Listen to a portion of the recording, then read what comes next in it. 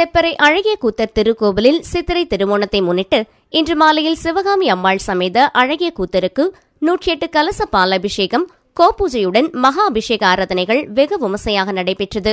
ஏராளமான பக்தர்கள் நடராஜ பெருமானின் அபிஷேகத்தை தரிசனம் செய்தனர். தாமிரபரணி நதிக்கரையில் அமைந்துள்ள மிக பழமையான அழகிய கூத்தர் திருக்கோவில் அமைந்துள்ளது. இங்கு மூலவராக நெல்லையப்பர் காந்திமதி அம்பாள் அருள்பாலிக்கின்றனர். ஹிரண்யவர்மன் என்கிற சோழ மன்னனின் காலத்தில் செய்யப்பட்டது இங்குள்ள நடராஜர் திருவுருவம். இந்த நடராஜமூர்த்தியின் அழகினைக் கண்டு மன்னன் அழகிய கூத்தர் என உருகினான். அதுவே இறைவனின் திருப்பெயராகியது. சிறப்புகள் வாய்ந்த இந்த திருக்கோவிலில் சித்திரை திருவோணத்தை முன்னிட்டு நேற்று மாலை சிவகாமி அம்பாள் சமேத அழகிய கூத்தருக்கு 108 கலச பாலாபிஷேகம் நடைபெற்றது. இதற்காக 108 கலசங்களில் பால் மற்றும் கும்பம், சங்கு தீர்த்தம் போன்றவைகள் நடராஜர் முன்பு வைத்து பூஜைகள் நடைபெற்றது. தொடர்ந்து நடராஜருக்கு பாலினால் தாரை அபிஷேகம் நடத்தப்பட்டது. பின்னர் நடராஜருக்கும் சிவகாமி அம்பாளுக்கும் மாப்பொடி, மஞ்சள், வாசனை பொடி, பால், தயிர், தேன், பஞ்சாமிர்தம், அன்னம், இளநீர், விபூதி, சந்தனம் போன்ற 16 வகையான அபிஷேக பொருட்கள் கொண்டு அபிஷேகம் சிறப்பாக நடைபெற்றது. பாலாபிஷேகத்தின் போது பூஜிக்கப்பட்ட பால் உள்ள கலசங்கள் ஊர்வலமாக கொண்டுவரப்பட்டு சிறப்பாக 108 கலச பாலாபிஷேகம் நடைபெற்றது. நிறைவாக சங்கு தீர்த்த அபிஷேகமும் அதனைத் தொடர்ந்து மகா அபிஷேகமும் நடைபெற்றது. பின்னர் நடராஜர் சிவகாமி அம்பாள் கர்ப்பகிரகத்தில் எழுந்தருள சிறப்பு அலங்காரம் செய்விக்கப்பட்டது. பூஜைகள் நடைபெற்று நடராஜ பெருமானுக்கு நடன அரத்தி, நட்சத்திர அரத்தி, கோபுர அரத்தி, சோடச உபசாரங்கள் நடைபெற்றன. 4 வேத பாராயணம், பஞ்ச புராணம் பாடி கற்பூர அரத்தி நடைபெற்றது. பக்தர்களுக்கு அன்னதானம் வழங்கப்பட்டது. ஏற்பாடுகளை திருக்கோவில் நிர்வாகத்தினர் மற்றும் உபயதாரர்கள் செய்திருந்தனர். இன்று சித்திரை திருவோணத்தை முன்னிட்டு 1008 சங்காபிஷேகம் மற்றும் சிறப்பு யாக பூஜைகள், மகா அபிஷேகங்கள் நடைபெறுகின்றன.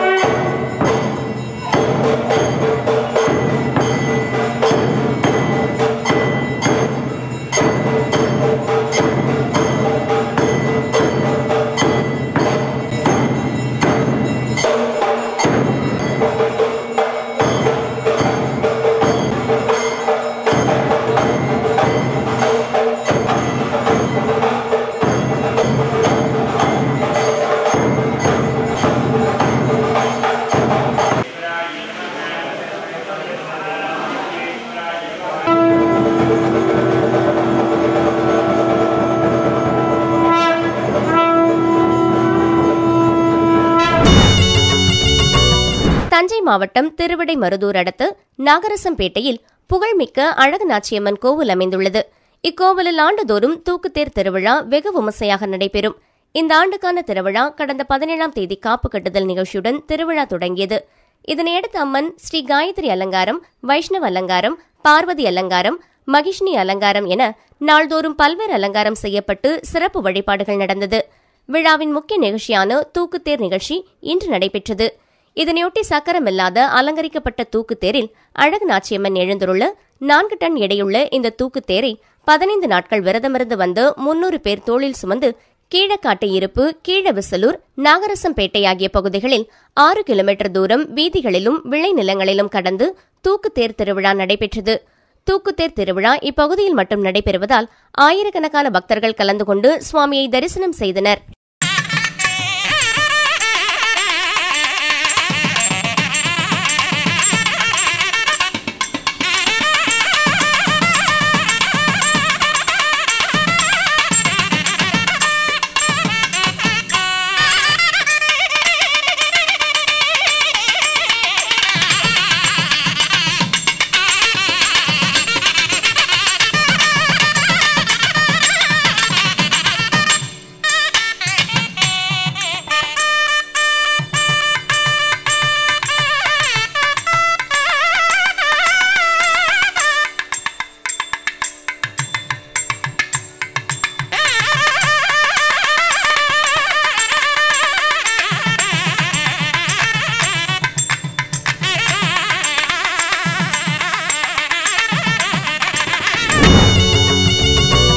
திண்டுக்கல் மாவட்டம் பத்தலகுண்டுவில் இந்து சமய அறநிலைத்துறைக்குட்பட்ட அருள்மிகு ஸ்ரீ முத்துமாரியம்மன் பழமையான திருக்கோவிலில் வருடா வருடம் வைகாசி மாதம் பெருந்திருவிழா நடைபெறுவது வழக்கம். அதேபோல இந்த வருடம் திருவிழாவின் முதல் நிகழ்வாக அரச மரத்தினால் செதுக்கப்பட்ட கம்பம் மஞ்சள் ஆற்றிலிருந்து முக்கிய வீதிகளில் ஊர்வலமாக மேளதாள வான வேடிக்கையுடன் எடுத்து வந்து முத்துமாரியம்மன் திருக்கோவில் முன்பாக கம்பம் நடும் விழா வெகு விமர்சையாக நடைபெற்றது. அதனைத் தொடர்ந்து நாளை காலை கொடியேற்றத்துடன் வைகாசி மாத திருவிழா தொடங்கி 7/5/2024 அன்று அருள்மிகு செல்லாயி அம்மன் திருக்கோவிலில் பொங்கல் வைத்தலும், 8/5/2024 அன்று புண்ணியாதானமும், அதனைத் தொடர்ந்து 28/5/2024 அன்று வரை உற்சவ திருவிழா அதிவிமர்சையாக நடைபெறும். கம்பம் நடும் விழாவில் இந்து சமய அறநிலைத்துறை மாவட்ட அலுவலர் குழு தலைவர், அதிகாரிகள் மற்றும் ஊர் பொதுமக்கள், பக்தர்கள் என ஏராளமானோர் கலந்து கொண்டனர்.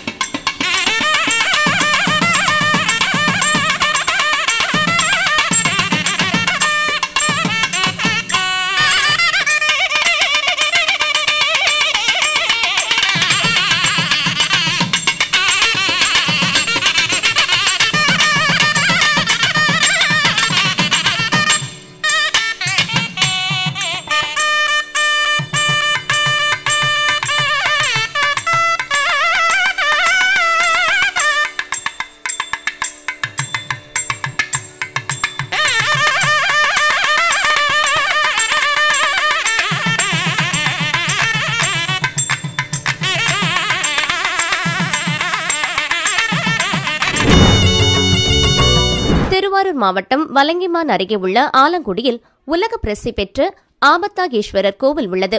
இந்த கோவிலில் குரு பகவான் சுவாமிக்கென்று தனி சன்னதி உள்ளது. ஆண்டுதோறும் குரு பயிற்சி விழா வெகு விமர்சையாக இந்த கோவிலில் நடைபெறும்.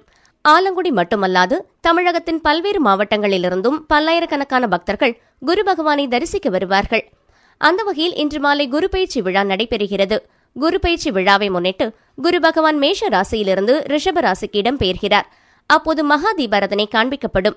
மேலும் பரிகார ராசிகள் ரிஷபம், மிதுனம், சிம்மம், துலாம், தனுசு, கும்பம், மீனம் ஆகிய ராசிக்காரர்கள் பரிகாரம் செய்து கொள்ளலாம். வரும் 26ஆம் தேதி முதல் 28ஆம் தேதி வரை மற்றும் 6ஆம் தேதி முதல் 12ஆம் தேதி வரை லட்சார்ச்சனை நடைபெறும். குரு பயிற்சி விழாவை முன்னிட்டு முன்னெச்சரிக்கை நடவடிக்கையாக கோவில் நிர்வாகம் சார்பில் நீண்ட தகரத்தாலான பந்தல் அமைக்கப்பட்டுள்ளது. பக்தர்கள் நீண்ட வரிசையில் காத்திருந்து சுவாமி தரிசனம் செய்வதற்காக கம்புகளால் ஆன தடுப்புகள் அமைக்கப்பட்டுள்ளது. மேலும் சுகாதாரம், குடிநீர் உள்ளிட்ட அடிப்படை வசதிகளை மாவட்ட நிர்வாகம் சார்பில் செய்து தரப்பட்டுள்ளது. இன்று காலை முதல் சென்னை, கன்னியாகுமரி உள்ளிட்ட தமிழகத்தின் பல்வேறு மாவட்டங்களிலிருந்து ஆயிரக்கணக்கான பக்தர்கள் நீண்ட வரிசையில் காத்திருந்து குரு பகவானுக்கு அர்ச்சனை செய்து வழிபட்டு செல்கின்றனர்.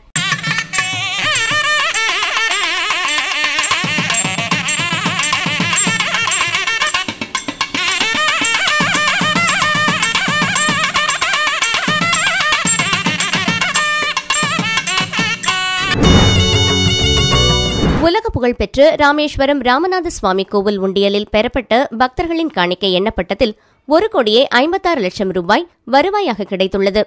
அமாவாசை, தமிழ் புத்தாண்டு, தொடர் விடுமுறை காரணமாக பக்தர்களின் வருகை அதிகரித்ததால் லட்சக்கணக்கான பக்தர்கள் ராமேஸ்வரம் ராமநாத சுவாமி கோவிலில் சுவாமி தரிசனம் செய்து உண்டியல் காணிக்கை செலுத்தினர்.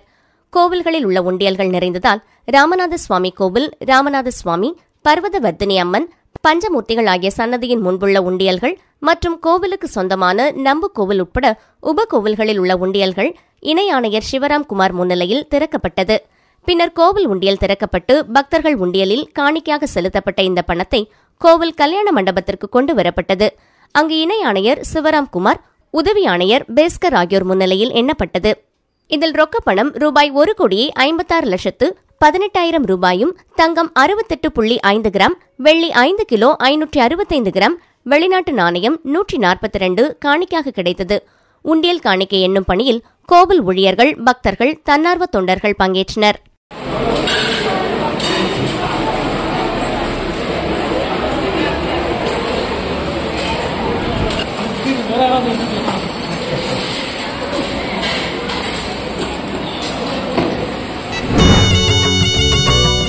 ராமேஸ்வரம் ராமநாத சுவாமி கோவிலின் வடக்கே கோபுரம் அருகே உள்ள நந்தவனத்தில் புதிதாக கட்டப்பட்ட ரூபாய் 15 லட்சம் மதிப்புள்ள நீச்சல் குளத்தில் கோவில் யானை ராமலட்சுமி குதூகலமாக ஆட்டம் போட்டது.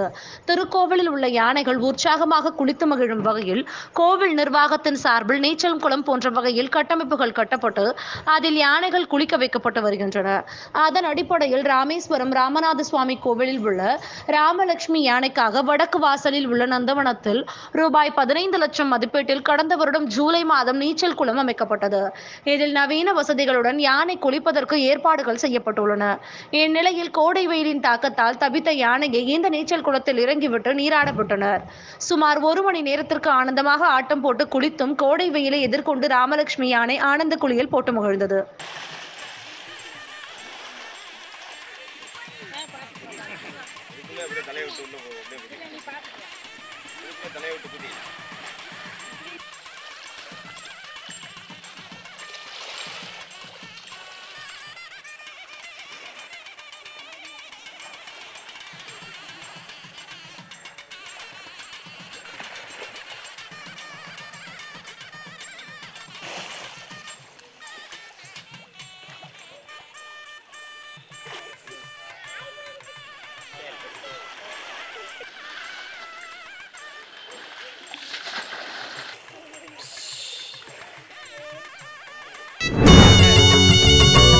அமெரிக்கா அட்லாண்டா நகரில் பிரசித்தி பெற்ற அருள்மிகு ஸ்ரீ கள்ளழகர் திருக்கோவிலில் சித்திரை உற்சவ விழாவை முன்னிட்டு கள்ளழகர் தங்க குதிரை வாகனத்தில் எழுந்தருளி கோவில் அருகில் உள்ள ஆற்றில் இறங்கி பக்தர்களுக்கு அருள் பாலித்தார். முன்னதாக உற்சவர் கள்ளழகர் பெருமாள் வண்ணமலர் மாலைகள் அலங்காரத்தில் தங்க குதிரை வாகனத்தில் எழுந்தருளினார். தொடர்ந்து சிறப்பு பூஜைகள் நடைபெற்றன. பின்னர் பக்தர்கள் தங்க குதிரை வாகனத்தில் எழுந்தருளிய கள்ளழகரை பல்லக்கில் ஏந்தி கோவிலை சுற்றி வலம் வந்தனர். இதனைத் தொடர்ந்து கோவில் முன்புள்ள ஆற்றில் பக்தர்கள் கோவிந்தா கோவிந்தா கோஷங்கள் முழங்க ஆற்றில் இறங்கி பக்தர்களுக்கு அருள் பாலித்தார். இதில் அட்லாண்டா நகரில் உள்ள பக்தர்கள் கலந்து கொண்டு கள்ளழகரை வழிபட்டனர்.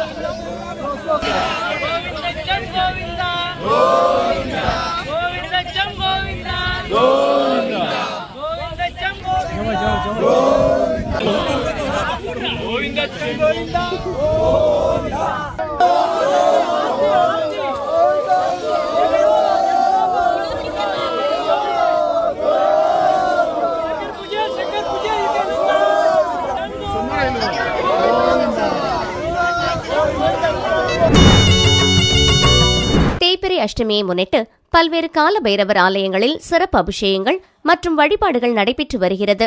இந்நிலையில் கரூர் மாவட்டத்தில் புகழ்பெற்ற அருள்மிகு ஸ்ரீ அலங்காரவள்ளி ஸ்ரீ சௌந்தரநாயகி உடனுரை ஸ்ரீ கல்யாண பசுபதீஸ்வரர் ஆலயத்தில் வீற்றிருக்கும் கால பைரவருக்கு சித்திரை மாத தேய்பிறை அஷ்டமியை முன்னிட்டு சுவாமிக்கு எண்ணெய் காப்பு சாற்றி பால், தயிர், பஞ்சாமிர்தம், தேன், இளநீர், எலுமிச்சை சாறு, திருமஞ்சள், மஞ்சள், சந்தனம், அபிஷேக பொடி, அரிசி மாவு, பன்னீர் உள்ளிட்ட வாசனை திரவியங்களால் சிறப்பு அபிஷேகம் நடைபெற்று அதன் தொடர்ச்சியாக கால பைரவருக்கு பட்டாடை உடுத்தி வண்ண மாலைகள் அணிவித்து வடைமாலை சாற்றிய பிறகு சுவாமிக்கு ஆலயத்தின் சிவாச்சாரியார் தூப தீபங்கள் காட்டினர்.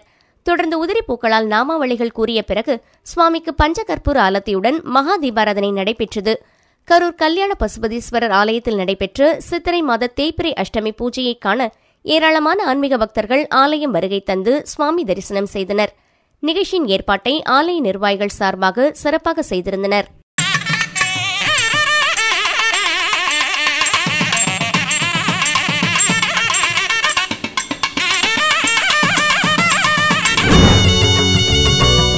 சிவகங்கை மாவட்டம் தேவக்கோட்டை வெள்ளிமுத்தி விளக்கு பகுதியில் அமைந்துள்ள ஸ்ரீ மகா பிரத்யங்கரா தேவி ஆலயத்தில் சித்திரை மாதத்தை முன்னிட்டு பால்குடம் மற்றும் பூத்தட்டி எடுத்து அம்மனை வழிபட்டனர்.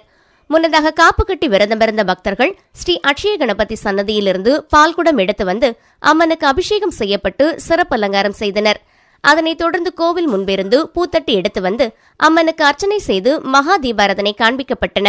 இதில் நினைத்த காரியங்கள் நிறைவேற வேண்டியும், மழை பெய்ய வேண்டியும், வெயிலின் தாக்கம் குறைய வேண்டும் என குழந்தைகள் மற்றும் பெண்கள் பால்குடம், பூத்தட்டி எடுத்து வழிபட்டனர்.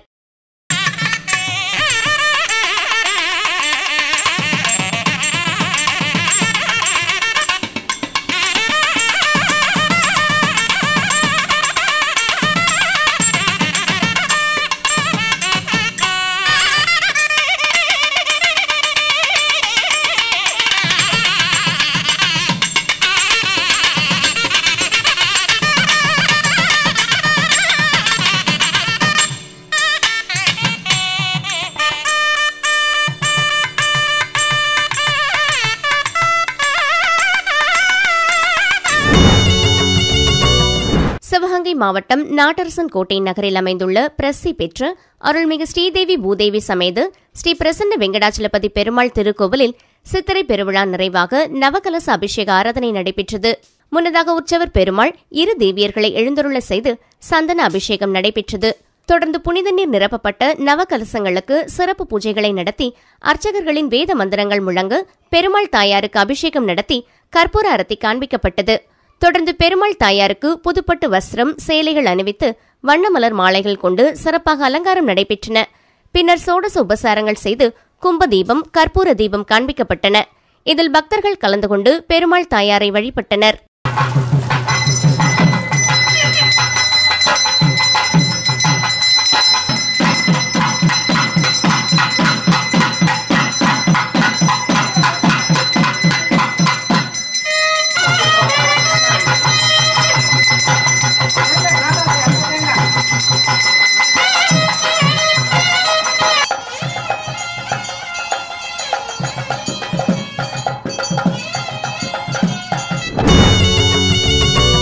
நாமக்கல் மாவட்டம் பரமத்தி வேலூர்பேட்டையில் எழுந்தருளியுள்ள சக்தி கண்ணனூர் புதுமாரியம்மன் கோவிலில் தீமிதி விழா மற்றும் பெண்கள் பூவாரி போடும் நிகழ்ச்சியும் நடைபெற்றது.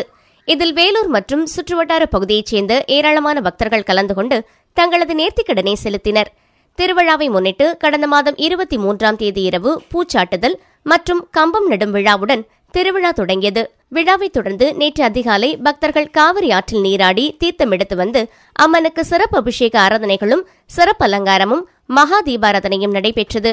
இந்த தீமிதி திருவிழாவை முன்னிட்டு மதியம் அம்மனுக்கு வெண்ணெய்க்காப்பு அலங்காரம் செய்யப்பட்டிருந்தது. நேற்று மாலை தீமிதி விழாவை முன்னிட்டு பக்தர்கள் காவிரி ஆற்றுக்கு சென்று புனித நீராடி அங்கிருந்து ஊர்வலமாக புறப்பட்டு கோவிலை வந்தடைந்தனர். பின்னர் ஆண்கள் கோவில் முன்பு அமைக்கப்பட்டிருந்த பூக்குண்டத்தில் தீமிதித்தும் பெண்கள் பூவாரி போடும் நிகழ்ச்சியில் கலந்து கொண்டும் தங்களது நேர்த்திக்கடனை செலுத்தினர். இறுதியாக அம்பாள் சப்பரத்தில் வந்து கோவில் வேல் பூசாரிகள் பூக்குண்டத்தில் இறங்கினர். இதில் பரமத்தி வேலூர் மற்றும் சுற்றுவட்டார பகுதிகளைச் சேர்ந்த ஏராளமான பக்தர்கள் கலந்து கொண்டு அம்மனை தரிசனம் செய்தனர். நேற்றிரவு உற்சவர் அம்பாள் சிம்ம வாகனத்தில் எழுந்தருளி திருவிதி உலா நிகழ்ச்சி நடைபெற்றது. இன்று பொங்கல் மாவிளக்கு ஊஞ்சல் உற்சவம் நிகழ்ச்சி நடைபெறுகிறது.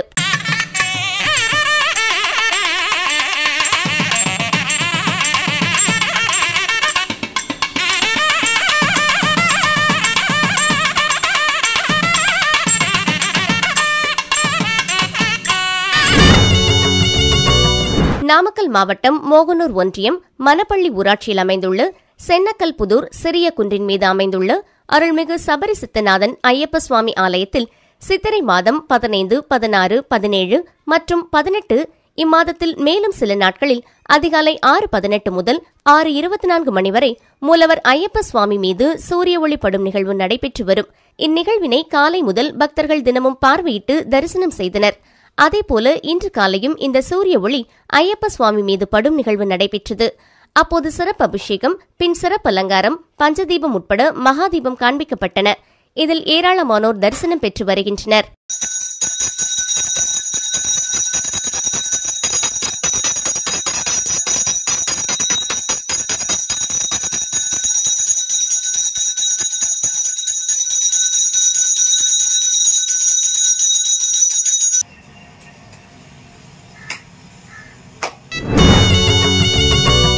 நாமக்கல் மாவட்டம் திருச்செங்கோடு வட்டம் வையப்பமலை அருள்மிகு ஸ்ரீ சுப்பிரமணிய சுவாமி திருக்கோவிலில் சித்திரை மாத செவ்வாய்க்கிழமையை முன்னிட்டு மூலவர் முருகப்பெருமானுக்கு பஞ்சாமிர்தம், தேன், பால், தயிர், மஞ்சள், சந்தனம், விபூதி கொண்ட அபிஷேகமும் பின்னர் சிறப்பு அலங்காரம் செய்யப்பட்டு பஞ்சதீபம் உட்பட மகாதீபம் காண்பிக்கப்பட்டது.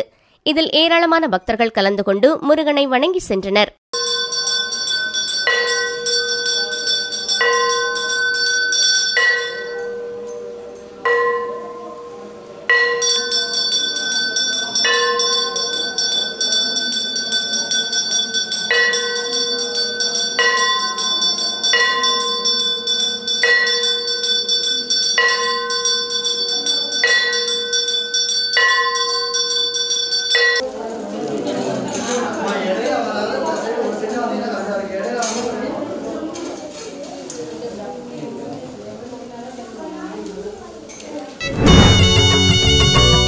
மயிலாடுதுறை மாவட்டம் மயிலாடுதுறை அடுத்த ஆனந்த தாண்டவபுரத்தில் பழமை வாய்ந்த பஞ்சவடீஸ்வரர் ஆலயம் அமைந்துள்ளது.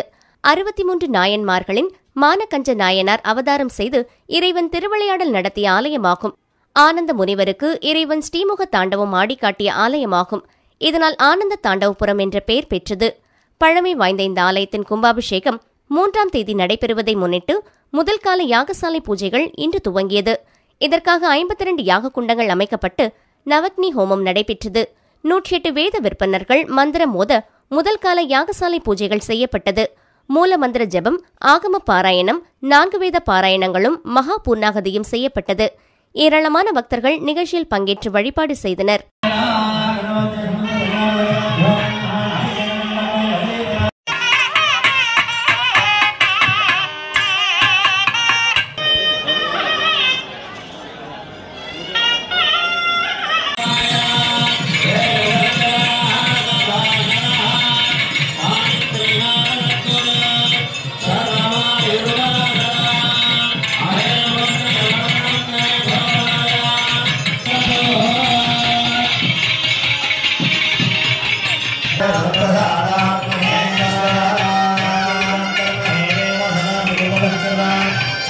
ब्रह्मण्याय स्वाहा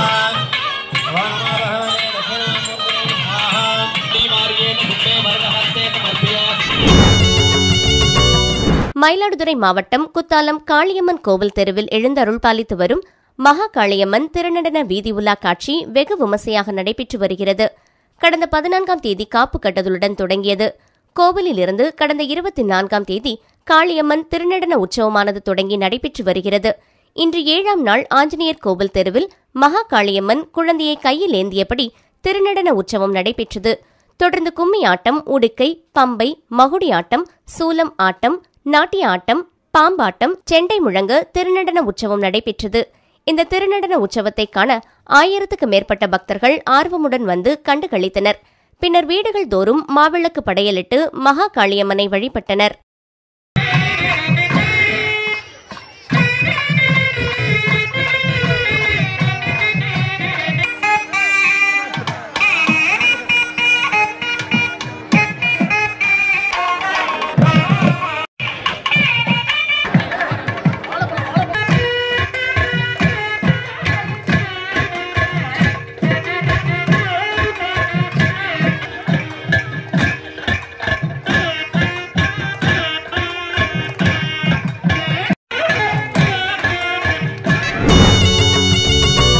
திருக்குறுங்குடி அருள்மிகு அழகிய நம்பிராயர் திருக்கோவிலில் அமைந்துள்ள காலபைரவர் சன்னதியில் சித்திரை தேய்பிறை அஷ்டமியை முன்னிட்டு சிறப்பு வழிபாடு பூஜைகள் நடைபெற்றது.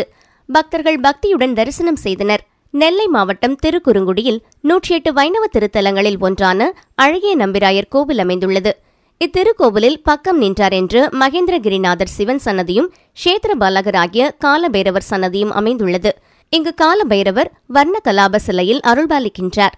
காலபைரவர் சிவபெருமானின் ருத்ர ரூபமாக சொல்லப்படுபவர். திருக்கோவிலின் வடகிழக்கு பகுதியில் நின்ற கோலத்தில் ஆடைகள் எதுவுமில்லாமல் 12 கைகளுடன் நாகத்தை பூநூலாகவும் சந்திரனை தலையில் வைத்தும் சூலாயுதம், பாசக்கயிறு, அங்குசம் ஆகிய ஆயுதங்களை தாங்கியும் நிர்வாண ரூபமாய் காட்சி தருபவர். பைரவர் என்ற சொல்லுக்கு பயத்தை போக்குபவர் என்று பொருள். மனதார நினைத்து வழிபடுபவர்களுக்கு உடனடியாக அருளை தரக்கூடியவர். காலத்தின் கடவுள் என்று சொல்லப்படுவதால் ஒருவரின் தலைவிதியை மாற்றும் சக்தி இவருக்குண்டு. நவக்கிரகங்களையும் நட்சத்திரங்களையும் கட்டுப்படுத்த வல்லவர் என்பதால் இவரை வழிபட்டால் நவக்கிரக தோஷங்கள், நவக்கிரகங்களால் ஏற்படும் பாதிப்புகளிலிருந்து மீண்டு வர முடியும். இவர் சனீஸ்வரனின் குரு ஆவார். காலபைரவரை வழிபடுவதற்கு மிகவும் உகந்த நாள் தேய்பிறை அஷ்டமி திதியாகும். தேய்பிறை அஷ்டமியை முன்னிட்டு இன்று சுவாமிக்கு சிறப்பு வழிபாடு பூஜை நடைபெற்றது. அதன்படி இன்று தேய்பிறை அஷ்டமியை முன்னிட்டு பக்தர்கள் அரிசி, தேங்காய், நெய் கொண்டு தீபமேற்றி நீராஞ்சனம் வழிபாடு செய்தனர். இதனால் வேண்டிய காரியங்கள் நிறைவேறும் என்பது பக்தர்களின் நம்பிக்கை. இந்நிகழ்ச்சியில் பல்வேறு மாவட்டங்களிலிருந்து ஏராளமான பக்தர்கள் கலந்து கொண்டு பைரவரை தரிசனம் செய்தனர்.